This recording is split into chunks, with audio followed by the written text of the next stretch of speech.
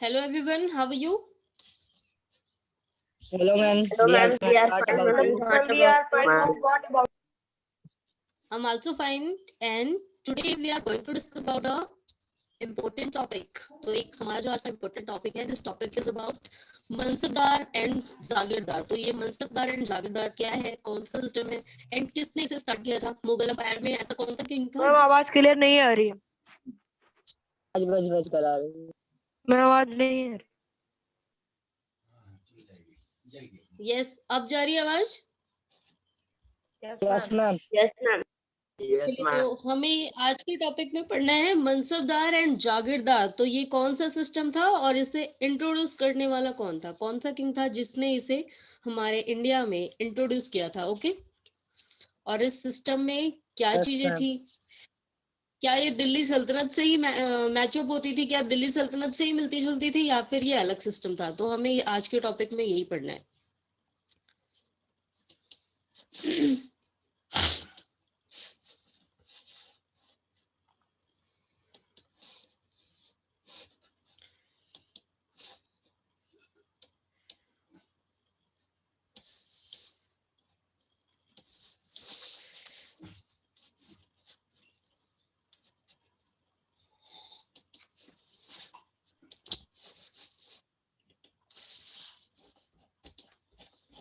ये बेटा स्क्रीन दिख रही है आप सभी को? Yes, ma'am. चलिए तो हम लोग ये बाकी टॉपिक्स सभी पढ़ चुके हैं.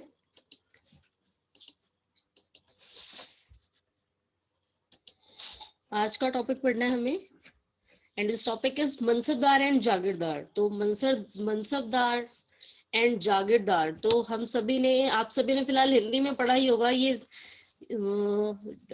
ऐसे कुछ वर्ड बनाए जाते हैं जिनमें आगे दार जोड़ा जाता है, जैसे मजूमदार, वफादार. तो ये सारी चीजें किसी एक पर्टिकुलर पर्सन के लिए यूज होती हैं.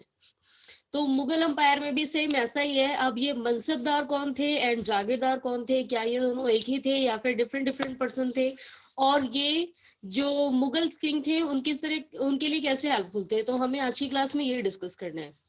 ओके, Yes, चलिए तो ma'am. स्टार्ट Yes, करते हैं ma'am. फिर. Yes, ma'am. तो अभी हम सभी ने लास्ट क्लास में पढ़ा था कि जो मुगल किंग्स थे वो उन सभी ने बहुत सारे अदर किंग्स के साथ अच्छे रिलेशनशिप बनाए थे. फिलहाल इस एक औरंगजेब को छोड़ के, क्योंकि औरंगजेब जो है वो इस टाइप के नहीं थे, वो मेनली मुस्लिम्स को ही ज्यादा इम्पोर्टेंस देते थे, हिंदुओं को उतनी इम्पोर्टेंस नहीं देते थे. लेकिन जो बाकी किंग्स थे इस एम्पायर के, उन सभी ने बाकी किंग्स के साथ भी अच्छे रिलेशनशिप बनाए थे, चाहे वो हिंदू राजा था चाहे कोई और.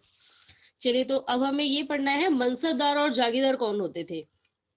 तो क्या ये मुगल के वंशज थे या फिर कोई अदर पर्सन थे. तो as the empire expanded to encompass different region in the Mughal recruited diverse bodies of people. तो अभी हमने पढ़ा था कि जैसे जैसे एम्पायर इनका एक्सपेंड होता गया, जैसे जैसे फैलता गया, तो अब किंग्स को क्या करना पड़ा, इन्हें डिफरेंट डिफरेंट रीजन में इन कैंपस करना पड़ा, इन्हें बांटना पड़ा अलग अलग प्रांतों में. चलिए तो अब बांटने के बाद क्या होता है, क्योंकि अभी हमने पढ़ा था बहुत सारे ऐसे किंग थे जो जिन्होंने हार मान करके क्या किया, वो भी शामिल हो गए इनके साथ. उन्होंने, और वो राजा के साथ इसलिए जुड़ गए ताकि राजा उन्हें कोई अच्छी पोस्ट दे, राजा के साथ उनके रिलेशनशिप अच्छे रहे. तो इसलिए अब क्या हुआ, जो मुगल अंपायर था वो और ज्यादा एक्सपेंड होता गया और फैलता गया. तो the Mughals recruited Divers bodies of people. अब यहाँ पर फिर किंग्स ने क्या किया, अलग अलग पीपल्स को रिक्रूट कर दिया, उनको प्रांतों में डिवाइड कर दिया, उनको बांट दिया गया. दैट मीन्स कि अब ये क्या चीजें बांटी गई थी, क्या दिया था किंग्स ने उन्हें. तो देखते हैं आगे. From a small nucleus of Turkish nobles Turanis, they expanded to include Iranis, Indian Muslim, Afghan, Rajput, Maratha and other groups. तो अब ये जो किंग्स थे, जब इनका अंपायर बढ़ता गया और इनके साथ और सारे किंग्स जुड़ते गए, तो इन्होंने क्या किया, अपने पूरे अंपायर को छोटे छोटे प्रांतों में बांटने के बाद, तो किसी एक वहां दैट मीन्स कि किसी एक ऐसे पर्सन को जिस पर ये भरोसा करते थे या फिर जिन्हें ये जीत चुके थे पास्ट में, और इनके ऊपर किसी ना किसी तरीके से इनका एक उपकार था, तो ऐसे ही पर्सन को जिस पे ये विश्वास कर सके, तो ऐसे पर्सन को इन्होंने हर प्रांत दे दिया, हैंड ओवर कर दिया। अब कैसे दिया था, इसकी प्रोसेस क्या थी, वो भी हम आगे बढ़ते हैं। तो किन किन को दिया था, पहले ये लोग स्टार्टिंग में केवल तुर्क को देते थे, यानी कि जो तुर्क से आए थे, एंड इसके बाद इन्होंने तुर्कीज के बाद ईरानीज को, एंड जो इंडियन मुस्लिम थे, भारतीय मुसलमान, इनको भी देना स्टार्ट किया, अफगान, एंड उसके बाद जो राजपूत रूलर इनके साथ जुड़े थे, मराठा किंग जो इनके साथ जुड़े थे, इन सभी को प्रांत देना स्टार्ट किया। चले तो अब आगे देखते हैं अब क्या हुआ। Those who joined Mughal service were enrolled as mansabdar. तो ये जितने भी ग्रुप हैं, दैट मीन्स कि जितने भी पर्संस को प्रांत बांटे गए थे, इन सभी को मनसबदार कहा गया है। Okay, yes ma'am. Yes, ma'am.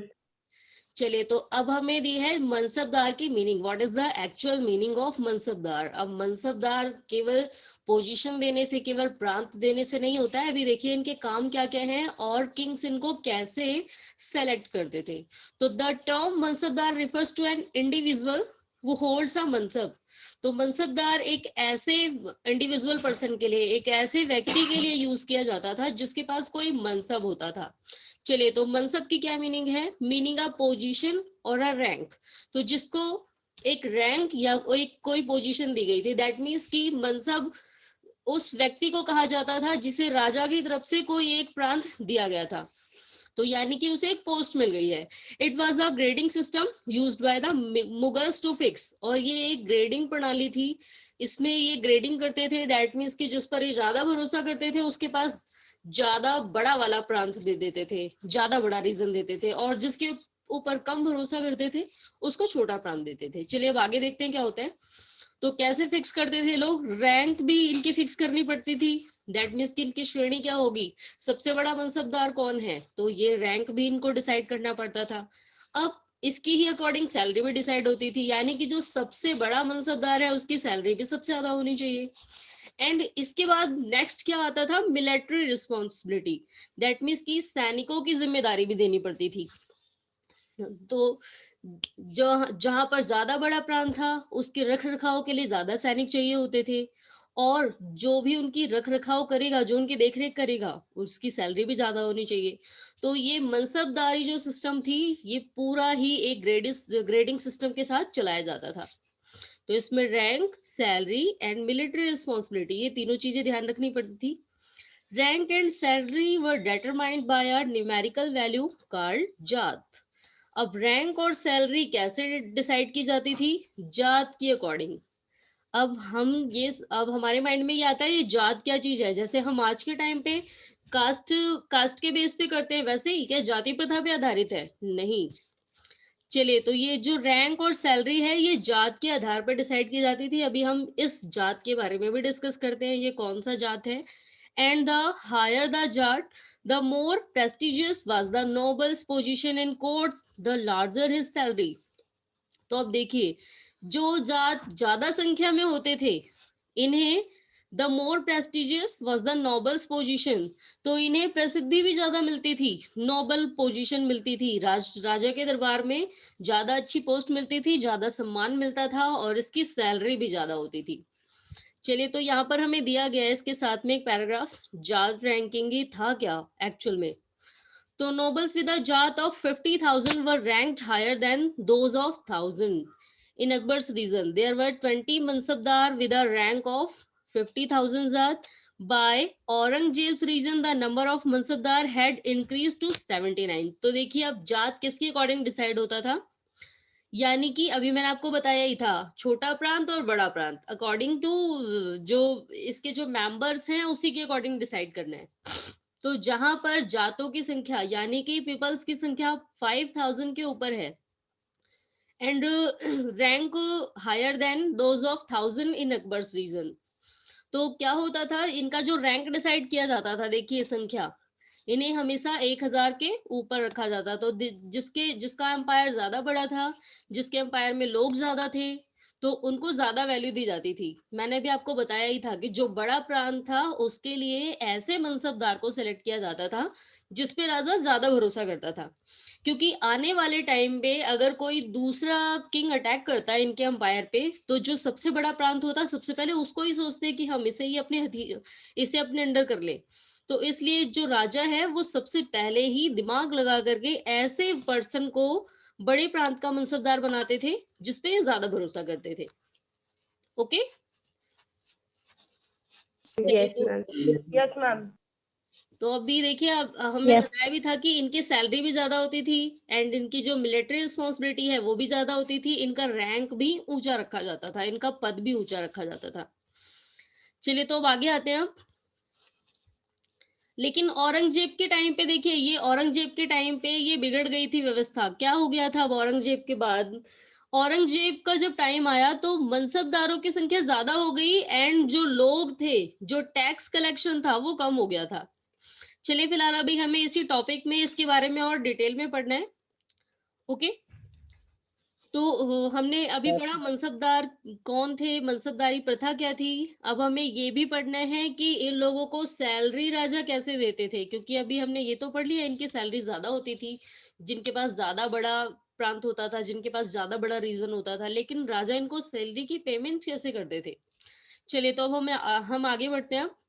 तो the Mansabdar's military responsibility required him to maintain a specific number of सवार और कैवलरीमैन।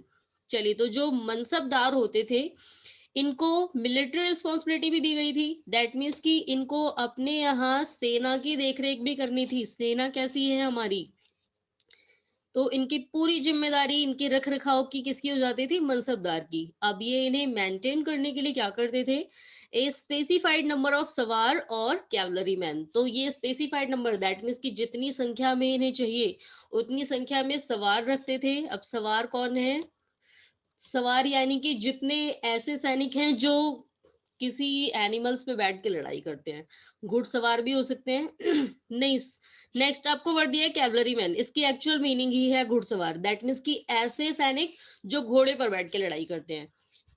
अब सवार जो है इसमें कोई भी आ सकते हैं, किसी पे भी बैठ के लड़ाई करने वाले।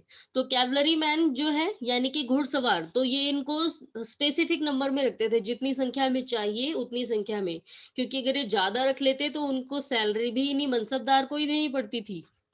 चलिए तो अब आगे आते हैं। तो the mansabdar brought his cavalry man for review, got them registered, their horses branded and then receive money to pay them as a salary. तो अब देखिए मनसबदार जो है ये अपनी मर्जी से तो रख ही नहीं सकते थे कैवलरी मैन को। क्यों नहीं रख सकते थे, क्योंकि इन्हें हमेशा अपने कैवलरी मैन को, अपने घुड़सवारों को रिव्यू के लिए ले जाना पड़ता था राजा के पास, जांच पड़ताल कराने के लिए, और इनकी रजिस्ट्री करवानी पड़ती थी। कितने ऐसे घुड़सवार हैं जो इस मनसबदार के पास हैं, तो इन सभी का लेखा जोखा रखा जाता था, डिटेल रखी जाती थी इनकी। और दूसरी एक और बात देखिए, देयर हॉर्सेस वाज ब्रांडेड, इनके घोड़े पे छाप लगाई जाती थी। ये जिस घोड़े पर बैठ के लड़ते थे उस घोड़े पे एक छाप लगाई जाती थी, यानी कि एक मोहर लगाई जाती थी, जिससे ये पता लगे कि ये जो घोड़ा है ये मुगल अंपायर का ही है। अगर बाई चांस वो घोड़ा कभी भाग के किसी दूसरे अंपायर में चला गया तो वहां के जो किंग्स थे वो उसकी उसकी ब्रांड को देखते ही, उस छाप को देखते ही पहचान जाते थे कि मुगल अंपायर का है और उसे फिर से बैक कर देते थे। तो देखिए ये किस तरीके से इन रूल्स को फॉलो किया जा रहा था। एंड ये कैवलरी मैंस को रिव्यू के लिए ले जाते थे, रजिस्ट्री करवाते थे उनकी, हॉर्स हॉर्स की ब्रांडेड करवाई जाती थी, and then receive money to pay them as a salary. और जब ये रिव्यू कराने के लिए जाते थे, जब ये रजिस्टर्ड कराने के लिए जाते थे, उसी टाइम इनके हाथ में उतनी सैलरी दी जाती थी जितनी ये अपने उन कैवलरी मैंस को पे कर सके। तो यानी कि जितने कैवलरी मैंस की इन्होंने रजिस्ट्री करवाई है, तो काउंटिंग करने के बाद उतने ही कैवलरी मैंस की सैलरी इनके हाथों में दी जाती थी। तो यानी कि यहाँ पर जो मनसबदार हैं वो बिल्कुल भी इधर उधर का काम नहीं कर सकते थे, कोई भी लफड़ा नहीं कर सकते थे। चलिए तो अब आगे देखते हैं अब आगे क्या होता है। तो अब मनसबदार जो है इतने सारे काम तो कर रहे हैं, लेकिन अभी ये नहीं बताया कि इनकी सैलरी कैसे मिलती थी। तो अब देखिए इनकी सैलरी कैसे मिलती थी। Mansabdar received their salary as revenue assignment called जागीर। तो मनसबदार को अपनी सैलरी किससे मिलती थी? रिवेन्यू के रूप में, टैक्स कलेक्शन के रूप में। अब टैक्स कलेक्शन कहाँ से होता था? जागीर से। अब ये जागीर क्या है? तो अभी अब देखिए टॉपिक में हमारा न्यू वर्ड एक और दिया था, जागीरदार। तो अब ये जागीरदार कौन होते थे? तो विच वर समवट्स लाइक इक्तास। तो जैसे अभी हमने दिल्ली सल्तनत में पढ़ा था कि इक्ता प्रणाली थी, जो वहाँ के किंग्स थे वो क्या करते थे, उन्होंने अपने पूरे एम्पायर को इक्ता में बांट दिया था, और जिसके कलेक्शन करने वाले को मुक्ति भी कहा जाता था, इक्ता या मुक्ति। और वो यस टैक्स मैम। कलेक्शन करने के बाद एट द एंड राजा को पे करते थे। तो अभी देखिए हमें यहाँ पर भी सेम ऐसा ही बताया है, लेकिन वहां से कुछ डिफरेंट है। तो अभी क्या डिफरेंट है देखिए, आगे भी हम पढ़ते हैं। तो यहाँ पर मनसबदार को भी बिल्कुल सेम मुक्तियों की तरह है, एकता प्रणाली में जैसे होता था, तो उनको भी टैक्स कलेक्शन के बाद सैलरी मिलती थी। वो लोग टैक्स कलेक्ट करते थे और उसके बाद उन्हें खुद से ही सैलरी मिल जाती थी। लेकिन यहाँ पर प्रोसेस अलग क्यों है? यहाँ पर इन्हें जागीर दे दी गई है, और जागीर से जितना टैक्स कलेक्शन होगा वही मनसबदार को मिलेगा। लेकिन but unlike Mukti's, most mansabdar did not actually reside or administer their जागीर। तो अब देखिए हमने मुक्तिस के बारे में क्या पढ़ा था, वो उस जगह पर रहते थे एंड वहां के फार्मर्स के ऊपर टैक्स लगाते थे, और टैक्स कलेक्शन करने के बाद उन्हें जितना मिलता था वो एज अ सैलरी उनकी पेमेंट हो जाती थी। और कभी कभार वो जो एकताज थे वो लोगों के साथ जबरदस्ती भी करते थे। दैट मीन्स कि वो जबरदस्ती टैक्स कलेक्शन करते थे, भले ही वो फार्मर उस पोजीशन में ना हो, लेकिन फिर भी टैक्स कलेक्ट किया करते थे। अब यहाँ पर ये लोग डायरेक्टली नहीं टैक्स कलेक्ट करते हैं। दैट मीन्स कि जो मनसबदार हैं ये डायरेक्टली टैक्स कलेक्ट नहीं करते हैं, एंड यहाँ पर रहते भी नहीं है ये। यानी कि जिन लोगों से उन्हें टैक्स कलेक्ट करना है उन लोगों के बीच में ये लोग रहते ही नहीं थे। अब देखिए फिर टैक्स कलेक्शन कैसे होता था, कौन आता था इसे करने? तो ये किससे कलेक्ट करवाते थे? Which was collect for them by the servants while the mansabdar themselves served in some other part of the country। तो ये जो मनसबदार हैं ये खुद नहीं रहते थे उस जगह पर, ये किसी और जगह रहते थे। तो किसी और जगह रहते थे और अपने सर्वेंट को, अपने नौकर को हायर करते थे टैक्स कलेक्ट करने के लिए। तो यानी कि देखिए अब हमें बताया हुआ है कि ये कहाँ रहते थे, some other part of the country, इस देश के किसी दूसरे भाग में रहते थे। इन लोगों के बीच में नहीं रहते थे और अपने सर्वेंट को लगाते थे टैक्स कलेक्शन करने के लिए, और जो सर्वेंट टैक्स कलेक्ट करते थे वो इनकी सैलरी हो जाती थी। तो ऐसा फिलहाल राजा ने ही कहा होगा, क्योंकि बहुत सारे मनसबदारों के माइंड में ये जरूर आया होगा कि हम चल के रहें और लोगों से टैक्स कलेक्ट करें। तो लेकिन यहाँ पर ये लोग रह नहीं सकते थे, इन्हें किसी अलग पार्ट में रहना पड़ता था, और राजा ने फिलहाल यही सोचा होगा कि अगर ये बीच में रहेंगे तो हो सकता है ये अपनी मनमानी करें और हमारी प्रजा को भड़का दें। और ऐसा हुआ भी इसीलिए था क्योंकि ये स्टार्ट किया था, मनसबदारी प्रथा स्टार्ट की थी अकबर ने। और अकबर ने इसे स्टार्ट इसलिए किया था क्योंकि जो अकबर थे वो, उनके बारे में माना जाता है वो सबसे ग्रेट किंग थे। तो वो आम जनता की तरह वेशभूषा बना के रोज निकलते थे रात में देखने के लिए कि मेरी जनता खुश है या नहीं। तो जब वो सर्वे कर रहे थे तभी उन्होंने देखा था कि जो लोग हैं, जो आम जनता थी, वो कह रही थी हमारा राजा कितना बेकार है, कितना क्रूर है, हमारे ऊपर कितना अत्याचार करता है, जबरदस्ती टैक्स कलेक्ट करवाते हैं। और ये सारी चीजें सुनने के बाद उन्होंने ये मनसबदारी प्रथा स्टार्ट की थी। दैट मीन्स कि अब टैक्स कलेक्शन कैसे करना है, एक सर्वेंट को अपॉइंट किया जाएगा, वो टैक्स कलेक्ट करेगा। और अभी इतना ही नहीं, आगे देखिए जो किंग था यानी कि जो अकबर है ना, उसने इस चीज को और ज्यादा परफेक्ट बनाने के लिए एक और चीज की गई है अभी यहाँ पर। तो अभी हमें आगे बढ़ना है कि आगे बढ़ेंगे हम, इसने और क्या किया था। ओके, चलिए तो इतना जितना पढ़ा है अभी सभी को समझ आया? Yes ma'am. Yes ma'am. चलिए तो आगे देखते हैं। तो मनसबदारी प्रथा क्या है फिलहाल, व्हाट इज द मनसबदारी सिस्टम, ये सभी को समझ आ गया होगा। Yes ma'am. चलिए आगे देखते हैं। तो अकबर के रीजन में, दैट मीन्स कि जब अकबर का अंपायर चल रहा था, तो ये जो जागीर थी were carefully assess so their revenues were रफली equal to the salary of the mansabdar. तो अकबर के टाइम पे तो बिल्कुल ठीक चल रहा था। ये जो सैलरी जो होती थी मनसबदार की, उतना ही टैक्स कलेक्शन लोगों से किया जाता था। यानी मनसबदार को उतनी ही सैलरी दी जाती थी जितना टैक्स कलेक्शन होके आता था। लेकिन औरंगजेब के टाइम पे क्या हो गया? This region was no longer the case and the actual revenue collected was often less than the granted sum. तो अब औरंगजेब के टाइम पे बिल्कुल जो व्यवस्था थी वो गड़बड़ा गई थी, इसलिए क्योंकि अभी हमने पढ़ा था औरंगजेब के बारे में, क्योंकि ये हिंदुओं के साथ तो नफरत करते थे, बहुत से मंदिरों को तुड़वा दिया। यानी कि उसके एम्पायर में जितनी हिंदू जनता थी वो टैक्स पेमेंट करने से मना करने लगी। तो अब इसका रिजल्ट क्या रहा? टैक्स कलेक्शन कम होने लगा और मनसबदार ज्यादा हो गए थे, क्योंकि इनके जितने भी सपोर्टर्स थे, जितने भी इनके मुस्लिम शासक थे, इसने बहुत सारे लोगों को मनसबदार अपॉइंट कर दिया था। तो इस वजह से मनसबदारों की संख्या ज्यादा हो गई थी यहाँ पर, और टैक्स कलेक्शन कम हो गया था। There was also a huge increase in the number of mansabdar. तो देखिए मनसबदारों की संख्या में इंक्रीज हो गया, बढ़ावा हो गया, which mean a long wait before receive the jagir. तो मनसबदारों की संख्या इतनी ज्यादा हो गई कि इन्हें जागीर लेने के लिए इंतजार करना पड़ता था। यानी कि मनसबदारों को वेट करना पड़ता था कि कब हमारा नंबर आएगा कि हमें भी जागीर मिले, यानी कि हम लोग भी टैक्स कलेक्ट कर पाए। एंड इसका रिजल्ट क्या रहा फिर? These and other factors created a shortage in the number of jagir. तो अब जागीर के लिए ये लोग इंतजार करते थे, और इसका रिजल्ट क्या रहा? जागीरों की संख्या तो कम ही हो चुकी थी, यानी कि जो प्रांत थे उनकी संख्या कम हो गई थी, मनसबदारों की संख्या ज्यादा हो गई थी, और मनसबदारों को बहुत लंबा इंतजार करना पड़ता था कि हमें भी राजा कहीं की जागीर दे दे जहां से हम लोग टैक्स कलेक्ट कर पाए।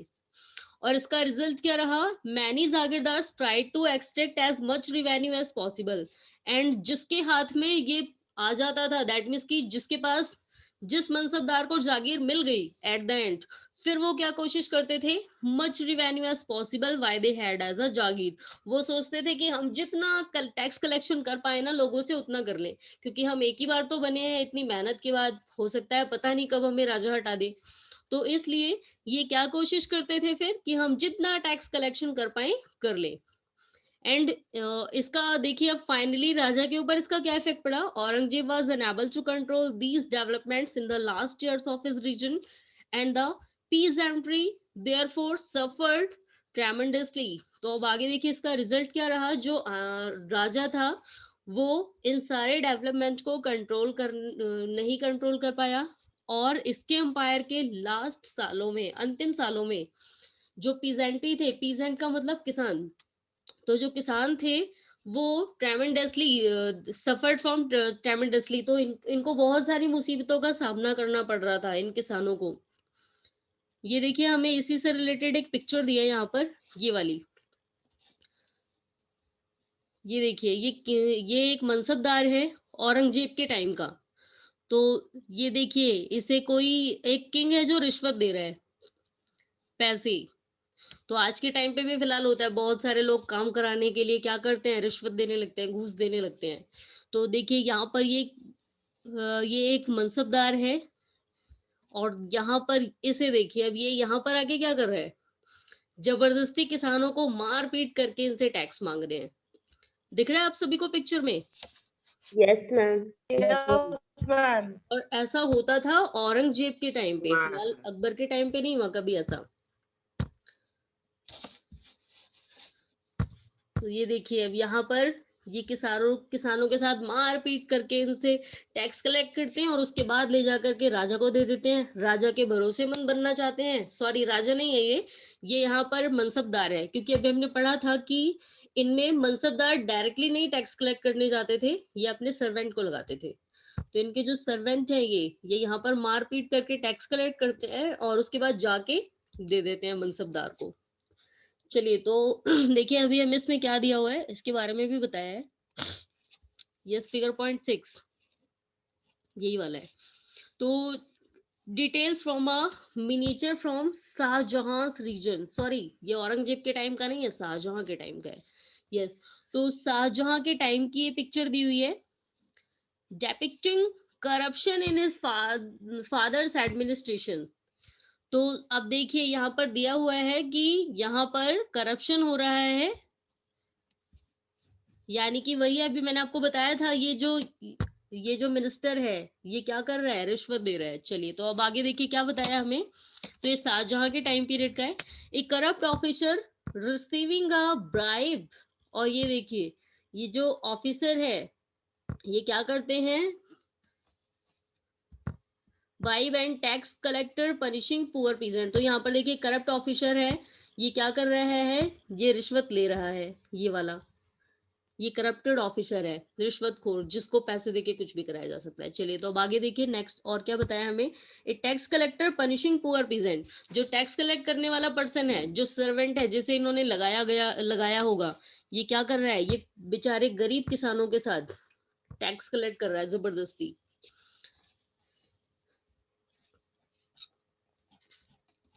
चलिए तो फिलहाल ये सभी को समझ आ गया होगा ये पूरा टॉपिक, मनसबदारी प्रथा क्या थी, समझ आ गया, मनसबदारी सिस्टम। एंड एक ये नेक्स्ट टॉपिक हमें और पढ़ना है, उसके बाद आप सभी को क्वेश्चन के आंसर्स बताने हैं। तो नेक्स्ट टॉपिक है हमारा जब्त एंड जमींदार। मैंने अभी आपको बताया ही था कि अकबर ने केवल ऐसा नहीं किया था कि उन्होंने मनसबदार बना दिए और सर्वेंट को दे दिया उन्हें कि वो टैक्स कलेक्ट करें, उन्होंने यहीं पे नहीं छोड़ा है, अभी देखिए उन्होंने और क्या किया है। तो इसी टॉपिक में हमें पढ़ना है। तो the main source of income available to Mughal rulers was tax on the produce of the peasantry। तो अभी हम सभी ने पढ़ा था कि जो मुगल रूलर्स थे, जो शासक थे, जो राजा बनता था, उनकी जो मेन इनकम थी, तो उनके दरबार में जो मेन इनकम होती थी वो किससे होती थी, किसानों के टैक्स कलेक्शन से। In most places, peasants pay taxes through the rural elites, that is the headman और local chieftain। तो बहुत सारे जगहों पर, बहुत सारे प्लेसेस पे ऐसा था जहां पर पीजेंट डायरेक्टली टैक्स नहीं पे करते थे, वो रूरल एलाइट्स के थ्रू, दैट मीन्स कि जो ग्रामीण मुखिया होता था, ग्राम का मुखिया, पूरे गांव का हेड, उसके थ्रू टैक्स पेमेंट करते थे, that is the headman of the local chieftain. और वो इनके पूरे लोकल चीफ्टेन का, दैट मीन्स कि इनके पूरे लोकल एरिया का चीफ्टेन होता था, मुखिया होता था इनके पूरे गांव का। चीफ्टेन यानी कि सामंत, ये हम फिलहाल लास्ट चैप्टर में पढ़ चुके हैं।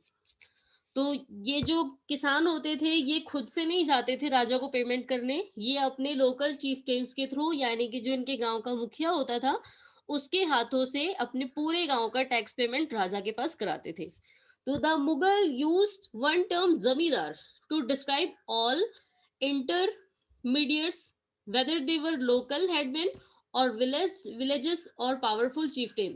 तो अब देखिए ये लोग जो राजा के पास टैक्स कलेक्ट करते थे एंड में, यानी कि लोकल chieftains, तो इन्हें ही क्या कहा गया है, जमींदार। तो फिलहाल आज के टाइम पे भी अगर कोई जमींदार बोल रहा है तो आपके माइंड में यही आता है कि पूरे गांव में जिसके पास सबसे ज्यादा जमीन है वही होता है जमींदार, उसे ही कहते हैं ना। Yes, ma'am. जो पूरे गांव में जिसके पास सबसे ज्यादा जमीन होती है वो सबसे ज्यादा पावरफुल होता है, तो वो जमींदार होता है। चलिए तो फिलहाल यहाँ पर भी जमींदार उन्हें ही कहा जाता था, और ये जमींदार वर्ड यहीं से स्टार्ट भी हुआ है। तो यानी कि अगर हम लोग आज भी जमींदार वर्ड का यूज करते हैं तो हमने भी यहीं से अडॉप्ट किया है इस वर्ड को। तो जमींदार उन लोगों को कहा जाता था जो जिनके through poor peasant tax collect करवाते थे। तो ये जो मुगल रूलर्स थे ये किसे कहते थे, intermediaries, whether they were local headman और विलेज और पावरफुल चीफ्टेंस। तो जो ये मुगल्स किंग थे ये किन लोगों को जमींदार कहते थे, जितने भी वहां पर किसान थे सभी को, एंड चाहे वो लोकल हेडमैन हो चाहे वो पावरफुल चीफ्टेन हो, दैट मीन्स कि चाहे वो गांव का मुखिया हो या फिर दो तीन गांवों का कोई चीफ्टेन हो, कोई सामंत हो, वो दोनों को ही जो मुगल किंग्स थे वो जमींदार कह के बुलाते थे। चलिए तो अब अभी तो हमने ये पढ़ा है कि टैक्स कलेक्शन कैसे होता था। तो यानी कि जो मनसबदारों का जो सर्वेंट आता था टैक्स कलेक्ट करने, उसे गांव के मुखिया जो है वो अपने हाथों से टैक्स पे करते थे। तो अब आगे देखते हैं, अब आगे क्या होता है, टैक्स कलेक्शन डिसाइड कैसे किया गया था कि कैसे कैसे टैक्स लिया जाना है। तो अकबर्स रिवेन्यू मिनिस्टर, जो अकबर के टैक्स कलेक्शन करने वाले मिनिस्टर थे, यानी कि एक मंत्री थे जो ये डिटेल बनाते थे कि टैक्स लेना कैसे है। भले ही वो नहीं जाते थे गांव में घूमने इधर उधर, लेकिन उन्होंने क्या किया था, उन्होंने एक लिस्ट बनाई थी कि टैक्स कलेक्शन किया कैसे जाना है एक्चुअल में। तो इनका नाम था टोडरमल, जो कि ये एक हिंदू मिनिस्टर थे। तो टोडरमल जिन्होंने जो टैक्स कलेक्शन रिवेन्यू मिनिस्टर थे यहाँ पर, carried out a careful survey of crop yield. तो देखिए इन्होंने ऐसे ही नहीं रिवेन्यू की लिस्ट बना दी, सबसे पहले ये गए सर्वे करने के लिए। तो जितनी क्रॉप यील्ड हुई, जितनी फसलें उगाई गई, जितनी फसलों की उपज हुई, तो इन्होंने सब घूम घूम करके देखा। Prices and areas cultivated for 10 years period, और 1 साल में नहीं 10 सालों तक घूम घूम के उसका सर्वे किया है। चलिए, तो अब आगे क्या किया, 10 सालों तक ये घूम घूम के देखते रहे कहाँ पर कितनी उपज होती है, कौन सी फसलें उगाई जाती हैं, कितना प्राइस है उनका, सारी चीजें। तो 1570 से लेके 1580 तक इन्होंने घूम के सर्वे किया। On the basis of this data tax was fixed on each crop in cash. और उसके बाद जब उन्होंने ये सर्वे कर लिया तो अब टैक्स डिसाइड किया गया हर क्रॉप का कैश में। दैट मीन्स कि ये पेमेंट कैश के रूप में करनी थी, पैसों के रूप में। उन्हें अपना अनाज नहीं देना था राजा को, उन्हें tax collect in cash payment करनी थी। Each province was divided into revenue circles with its own schedule of revenue rates for individual crops. This revenue system was known as जब्त। तो अब देखिए हर प्रांत, दैट मीन्स कि अभी हमने पढ़ा था कि राजा ने बहुत सारे मनसबदार बनाए थे, सभी को एक एक रीजन दे दिया था। तो हर प्रांत का जो टैक्स कलेक्शन है उन सभी को अलग अलग बांटा गया, यानी कि हर प्रांतों से आने वाले टैक्स का लेखा जोखा अलग से रखा जाएगा। ऐसा नहीं किया जाएगा कि सबको एक ही में मिक्सअप कर दिया जाएगा। तो सारे एरिया से आने वाले टैक्स कलेक्शन का एक सर्कल बनाया गया।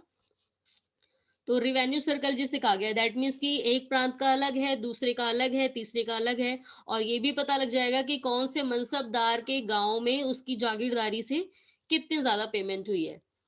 चलिए, तो अब आगे क्या किया है इसके लिए, the revenue system was known as zabt. तो इसी को जब्त प्रणाली कहा गया है। जब्त सिस्टम क्या था, जहां पर एक रिवेन्यू सर्कल बनाया गया और हर क्रॉप के लिए रिवेन्यू डिसाइड किया गया कि हर क्रॉप के लिए कितना टैक्स कलेक्ट किया जाएगा।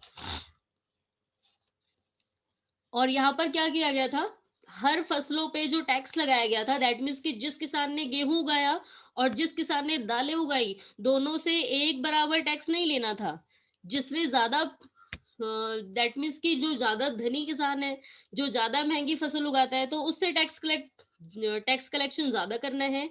और जो गरीब किसान है जिसने केवल खाने भर की फसल उगाई है, तो उससे टैक्स कलेक्शन कम करना है। और टोडरमल ने घूम घूम के यही सर्वे किया था कि कौन से किसान किस टाइप की फसल उगाते हैं, कितना उगाते हैं और कितना टैक्स पेमेंट कर पाएंगे। और उसके बाद ये पूरा जो रिवेन्यू सर्कल है वो बनाया गया था। ओके, तो Yes, ma'am. Yes, ma'am. अब ये जो पूरा सिस्टम है, ये जो रिवेन्यू सर्कल बनाया गया था, इसे ही किस नाम से जाना गया है, जब्त। तो it was prevalent in those areas where Mughal administration could survey the land and keep very careful accounts. तो ये जो it was prevalent in those areas, तो ये देखिए पूरा ही एक सिस्टमैटिक तरीके से चल रहा था। एंड जो मुगल एडमिनिस्ट्रेटर्स थे कुड सर्वे द लैंड, अभी हमने पढ़ा ही था कि इस लोग सर्वे करने गए थे। एंड सर्वे करने के बाद बहुत ही केयरफुली अकाउंट्स तैयार किया जाता था। This was not possible in provinces such as Gujarat and Bengal. लेकिन भले ही मुगल्स बहुत पावरफुल रहे हों, वो गुजरात एंड बंगाल में ऐसा नहीं कर पाए। यानी कि ना तो वहां पर पूरी तरीके से सर्वे कर पाए एंड ना ही वहां से टैक्स कलेक्शन सही तरीके से हो पाया। और ऐसा क्यों नहीं हुआ फिलहाल, क्योंकि एक बंगाल तो बहुत बड़ा प्रांत था, बहुत बड़ा इलाका था, वहां पर सर्वे कर पाना ही पॉसिबल नहीं था। और दूसरा, वहां पर बहुत से ऐसे जमींदार थे जो अपने आप को पावरफुल मान चुके थे। वो क्या करते थे, वो विद्रोह करते थे, यानी कि राजा के खिलाफ विद्रोह करने पे उतारू हो जाते थे, लड़ाई छेड़ देते थे। तो the exploitation by Mughal administration could drive them to rebellion. अब देखिए, अभी मैंने आपको वही बताया, in some areas the zamindar exercised a great deal of power. कुछ एरिया में जमींदार जो है वो इनके पास पावर ज्यादा आ गई, जमीनें ज्यादा हो गई और ये अपने आप को पावरफुल समझने लगे। And the exploitation of Mughal exploitation could drive them to rebellion. और इन्होंने फिर विद्रोह करना स्टार्ट कर दिया था, इनमें फूट पड़ गई और ये मुगल एडमिनिस्ट्रेटर्स के खिलाफ इन्होंने रिबेलियन छेड़ दिया। Sometimes zamindar and peasant of the same caste allied in the rebelling against Mughal authority. अब कभी कभार क्या होता था, जो जमींदार होते थे एंड उन्हीं की कास्ट के जो पीजेंट होते थे, किसान होते थे, बिल्कुल सेम उन्हीं की कास्ट के, ये दोनों मिल करके मुगल अथॉरिटी के खिलाफ रिबेलिंग करते थे, विद्रोह छेड़ देते थे। These peasant revolts challenged the stability of the Mughal emperor from the end of the 17th century. तो 17th सेंचुरी के लास्ट तक आते आते फिलहाल मुगल अंपायर का अंत भी हो गया है 17th सेंचुरी में। और ये कौन से किंग के अंडर हुआ था? फिलहाल औरंगजेब के टाइम से स्टार्ट हो गया था इस मुगल अंपायर का डिक्लाइन होना। तो 17th सेंचुरी तक आते आते ये बिल्कुल कंप्लीटली मुगल अंपायर पूरी तरह खत्म हो चुका था। एंड यहाँ पर ये क्यों एंड हुआ था? क्योंकि जो पीजेंट थे, जो जमींदार थे, इन सभी ने मिल करके विद्रोह छेड़ दिया था। ओके, चलिए तो आज फिलहाल हम इतना ही यही टॉपिक पढ़ेंगे। अब नेक्स्ट क्लास में हमें पढ़ना है, आज हमें एक बार ये नूरजहां के बारे में भी पढ़ना था, लेकिन हम इसे अब नेक्स्ट क्लास के लिए कंटिन्यू करेंगे। तो नेक्स्ट क्लास में हमें पढ़ना है अकबर की पॉलिसीज, क्योंकि सबसे ग्रेट किंग फिलहाल अकबर ही है इस पूरे एम्पायर का। तो इसकी पॉलिसीज क्या थी, इसने कौन कौन सी नीतियां चलाई थी, और किसके थ्रू हमें ये पता लगता है। और दूसरा हमें पढ़ना है कि मुगल अंपायर का 17th सेंचुरी के बाद क्या हुआ, कैसे मुगल अंपायर का डिक्लाइन हुआ। ओके, ये हमें सारी चीजें नेक्स्ट क्लास में पढ़नी है। चलिए तो क्वेश्चन आंसर डिस्कस करते हैं, उसके बाद हम बाकी का टॉपिक अब नेक्स्ट क्लास के लिए कंटिन्यू करेंगे।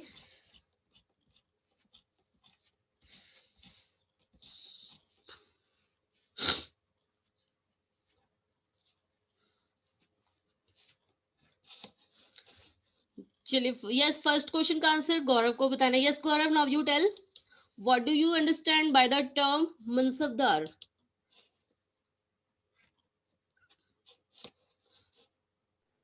Yes, ma'am. Ma'am, the term mansabdar refers to a individual who holds a mansab, meaning position of rank. It was a grading system used by the Mughals to fix rank, salary, and military responsibilities. Okay, very good. Yes, Abhishek, now you tell, what is Jabt system? Yes, ma'am. Ma'am, in just system, the king, the minister of the king survey and divided the region into revenue circle and then rated the crop at different rate. Okay, very good. Yes, Anurag, now you tell beta, which person known as Jagirdar?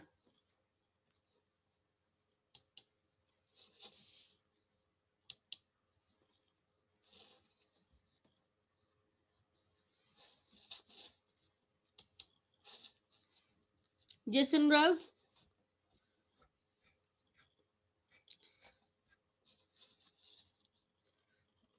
Ma'am, Mansabdar received their salaries as a revenue assignments called Jagir. Okay, और ये जो जागीर को adopt करने वाले person थे, this is known as jagirdar. चलिए तो next question का आंसर बताना है अब। Yes, Utkarsh, now you tell,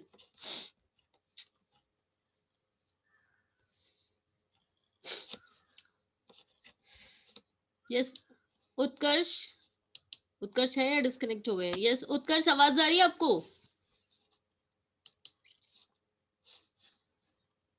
उत्कर्ष क्या नेटवर्क प्रॉब्लम है?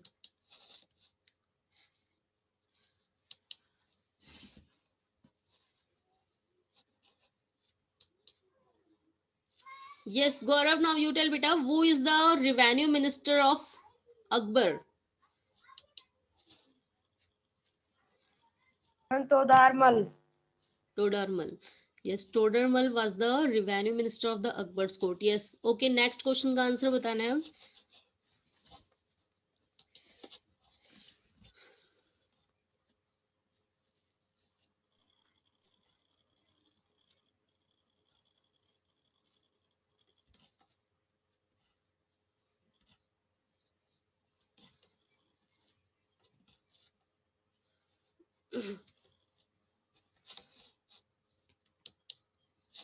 Yes, Abhishek, now you tell what is the relationship between Mansabdar and Jagirdar? Yes, ma'am. Ma'am, those who join the Mughal service is called Mansabdar. He holds the Mansab meaning position or rank, and Jagirdar was individual who collected the revenue from the different region of the empire. Okay, very good. चलिए तो बेटा अब आज के लिए फिलहाल इतना ही। आज आपने जो भी टॉपिक पढ़ा है, आज आपको खुद से इससे रिलेटेड क्वेश्चन आंसर्स बनाने हैं एंड आप सभी को होमवर्क सबमिट करना है। Okay, Yes, ma'am. तो आपने पूरा जो भी टॉपिक पढ़ा है आज, आपको इससे रिलेटेड 5 क्वेश्चन बनाने हैं एंड उनके आंसर सेंड करने हैं। चलिए तो किसी anybody have any doubt, any question? No, ma'am. Okay बेटा, फिर आज के लिए इतना ही। बाकी अब हम लोग बाकी का टॉपिक नेक्स्ट क्लास के लिए कंटिन्यू करेंगे। Okay, goodbye everyone. Ma'am, goodbye.